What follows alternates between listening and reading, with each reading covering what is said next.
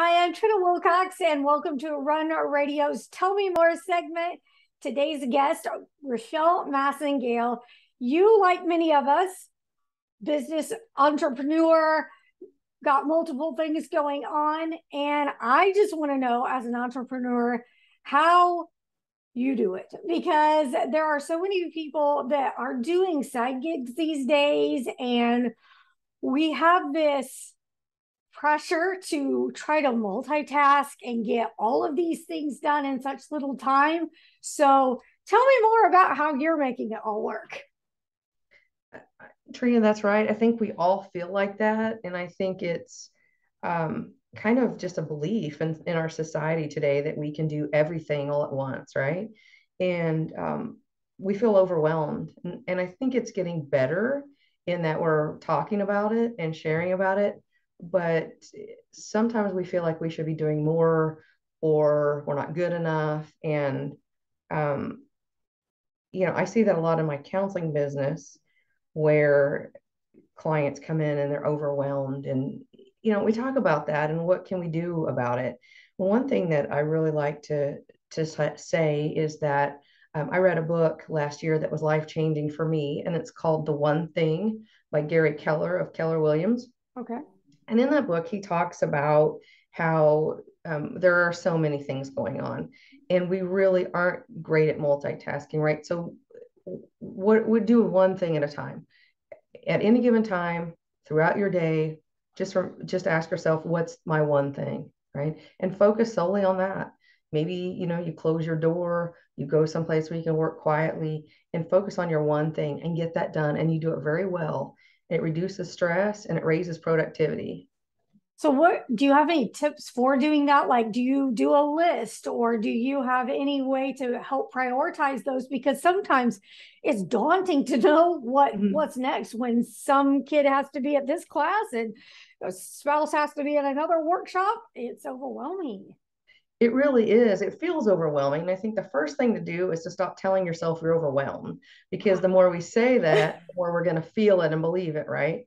So, list making is terrific. Time blocking, I know everybody has a different view on that, but I really like to do that. Um, Setting aside a time for yourself is important, your family. So, it's almost like you're setting appointments with yourself. So, Set your what does appointment. yeah, I'm sorry. I think you are telling me, but time blocking, I've not really applied that. How do you go about that? So you leave a block of time on your calendar, say to work on marketing. That's one area that I'm trying to improve on, right? Something where we don't have an appointment with another person necessarily. So that's already on the calendar, but maybe we want to do a project or, market the business, or maybe we want to spend time with our kids. So we block off a time, an hour, 2, 3 hours, whatever it might be. It might be a day, it might be 4 hours, but so that we are focusing on that activity and we're not trying to do something else. Sometimes things that aren't set in stone get pushed aside. Might be time with our family. It might be that time for marketing or self-care, is to, you know, to even, I mean, go get new clothes or, take a walk, right? So I think it's important to find that time and make an appointment with ourselves. Do Just you block it off. do you find it's easier to do that for you, like with a digital calendar, or do you use the good old fashioned pen and paper? Are there some types of applications that you felt are more effective for you? Well, I'm old fashioned and I use paper and my pen. I have my paper calendar and I love my paper calendar. Never give that up. But a lot of clients like to use their Google Calendar in their phone, and maybe some or notes, the notepad in their phone and things like that. But whatever's comfortable for you, I say just stick with it. If you're a tech person, put it in your phone, and if not, just use what's comfortable, because if it's not comfortable, you're not going to follow through with it. So, do you revise your priorities like on a regular basis, or just daily what you need to work at? I love that question because I find that I do. If I find I'm frustrated with my schedule and I don't feel productive, or I think, hey, this doesn't really feel good, it's not working, I can change it. What I realize as an entrepreneur is I'm in charge of my schedule. So instead of feeling that sense of this is burdensome, change it. Every month, every 2 months, I literally look at my schedule and I think about it. What's working, what's not? What do I want to do that I'm not doing? What are some things that I'm doing that aren't serving me? And I change it. I mean, I think we could do it weekly if we need to, or even daily. We've got a to-do list, and sometimes things come up, they become a priority they weren't before, right? Right. So one of the main great things about being an entrepreneur is that we are in charge of our schedule and we can rearrange things, and it isn't set in stone. When you started out on the entrepreneurial journey, was it scary for you, or were you pretty bold in knowing what you were after? I don't know if I knew enough to be scared, right? I just did it. So sometimes I think it's scary for all of us, though, because we get out, some of us don't know. For example, when I graduated with my master's, I didn't know anything about running a business, Mm-hmm. right? So I think a lot of trial and error and finding some mentors along the way Mm-hmm. is helpful. I haven't done that a lot. I haven't hired a business coach or anything like that. But I think saying that we're not afraid is maybe not being fully honest, because at Mm-hmm. times I think we are, especially during the last couple of years when things slowed down and we were like, how do we navigate this? Right. What are we going to do? But I think that also, if what we're doing isn't a little scary, then our goals probably need to be adjusted because they're not big enough. Okay. Right? Does that make sense? Yeah. Yeah. Because you're a little too content or comfortable already. Yeah, it's too easy, right? Okay. What are some of the things that you've realized along the way that have not worked for you, that you've tried and you're like, no, this has to change. This is not going to work, kind of like the scheduling and things like that? One main thing was with scheduling. I homeschool. I have a son, a teenager, and we homeschool. And so I used to try to see clients in the morning, but then so many clients want to come in after work, and I was trying to do morning appointments and evening appointments and trying to be so flexible for clients that it was hurting our schedule and it was so stressful. I mean, I don't want to work a 12-hour day, right? It's not healthy and it's not good. Probably not even, it's not even really productive, because I think that if we're given 4 hours for a task, we can do that task typically in 4 hours. If we're given eight, it feels 8 hours, right? Right. So changing my schedule and working from home more, I think is great for me. And I Mm-hmm. know that's not for everybody, but those were big things. Focusing more on exercise and diet has been helpful. Mm-hmm. Things, not work that weren't working was, lack of self-care. Well, that doesn't work, Yeah. right? Getting so caught up in the business, and the notion that I have to be here, I have Mm-hmm. to please everybody. The realization, I think, for many of us that not everybody is our client or customer. We're not a good fit for everybody. I think at first that wasn't working because I was trying to be available to everybody's schedule or to every type of client, and it's typically, it's not the case. You Mm-hmm. know. And that's something to speak to as well. I know sometimes in the beginning we cut our worth down a little bit. We're like, well, we're just starting out, so I need every client or I need every dollar, and I should cut everybody a break.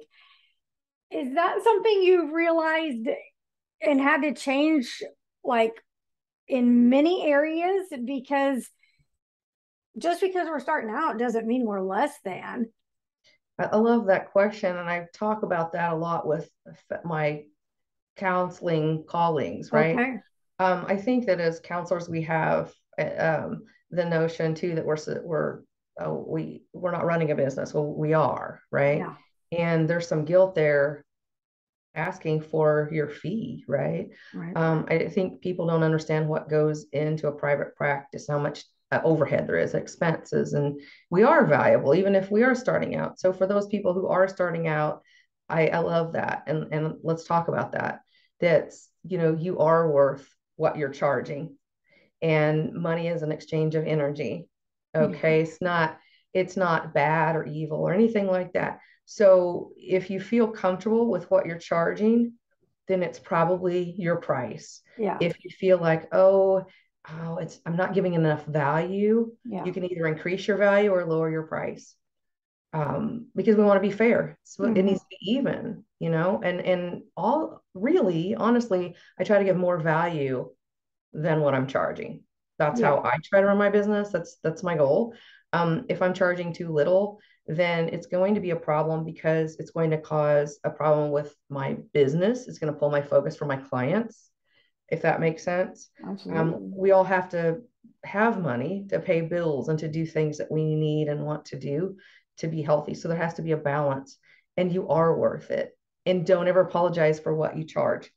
Find people who are your people, and they will be comfortable paying what you're charging. And how are some ways that you do that? Finding your people, find your tribe, instead of pleasing everyone, how do you kind of focus in on that? Because in the beginning, especially, it's easy to feel like, I've got to be everywhere. And we Right. can't. Yeah, it is. I'm kind of nerdy in that I read a lot of business books just for fun. That's what I like to do. I like to read those. And I there's a lot out there about telling your story, sharing your story. That helps because people connect with you, right? And I do a lot of that in my marketing. I say, okay, I've been where you are, I understand. And we find a niche, it's not everybody is our client. Mm-hmm. Not everybody's going to want to buy the same product or talk to the same person. Right. I've got a lot of great counselors that I work with and refer to, and we're all different personalities. We have worked differently. We may have some similarities, but we're all different, and not for everybody, right? Different backgrounds, different training, different religious or spiritual beliefs. All of that comes into place. So, if somebody's looking for a Christian counselor, or someone that works in a different way, hey, we've got all of these options. So just knowing what are you interested in, what do you feel like you excel in, that's probably your niche. If you're talking about something and you're not passionate about it, why would you want to do that all day? Right? Find what you love and start looking for those people, and then you'll be able to help them best. Because in the end, we all want to help meet the people that we can help the best, right? What are some of the ways you do that? I know we've got social media, there are networking groups, but sometimes it just still feels like overwhelming to know where to pour that energy into looking for those people that will support you and you can support them in return. It really does. And I think that we do some research and do some of it's trial and error. What works, what doesn't work. When clients call in, I ask them, "Where did you hear about me?" And I'm grateful that I am at the point in my business where I'm getting some good referral business. It's more every year, right? And that's wonderful. It's the best kind because what a compliment. We already have people out there that are helping us, right? Oh, we trust you. I'm gonna send my friend over there. Social media has been really good to me too. Keeping, I think, in touch with our friends and letting them know what we do. Our circle, our sphere of influence, that's so important. How many times do we run into our friends and they'll say, "Oh, I didn't know you were doing that now," or whatever, right? So start where you are. Start with in your circle and work out from there. Think about where your clients are. Who do you want to work with, and where are they, right? If they're golfers, then you got to go to maybe advertise on a golf course or at the golf shop. My clients, I work with a lot of people who are unfortunately, getting divorced and struggling with that pre-divorce. They're in litigation or maybe post-divorce. So I work with a lot of attorneys. So I think just knowing where your people are, what they need. I think you have to get to know your customer or your client. I think that's really important. All right. Anything else that I haven't asked you that you want to share? Well, I'm always happy to talk more about my business, but I think we're getting closer to the end of the time. I don't know, I appreciate the opportunity to come today and lots of stuff that I think we could talk about. I love working with my counseling clients, and I'm grateful to be here.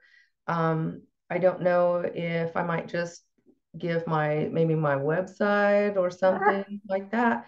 So my business here in Springfield, and I meet with clients online or in person. And my website is sage-holistic.com. You can find me there or through Facebook. I love working with clients who are going through that divorce process, working with co-parenting and anxiety, depression, all the stressors that come with that. Any clients involved in litigation, if you're in the court system, dealing with attorneys, if you're dealing with an attorney, probably it may be a good fit. So I will talk to someone on the phone for about 15 or 20 minutes to see if we're a good fit before they come in. So they can feel free to call me at 417-319-4227.